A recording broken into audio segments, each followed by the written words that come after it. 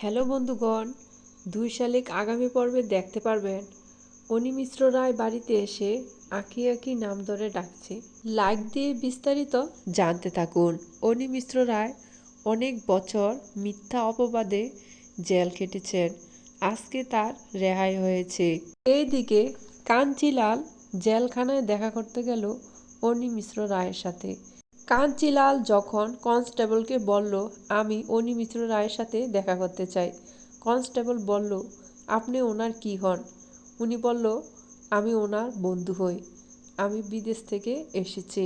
তখন কনস্টেবল বলল, উনি তো ছাড়া পেয়ে গেছে। তখন কাঞ্চিলাল অবাক হয়ে বলল, কখন ছাড়া পেল? বলল, একটু আগে ছাড়া পেয়েছে, আপনি কি জানেন না? তখন সে তাড়াহুড়া করে বাড়ির দিকে রওনা দিল। এইদিকে অনি মিশ্র রায় বাড়িতে এসে আঁকি আঁকি বলে ডাকলো।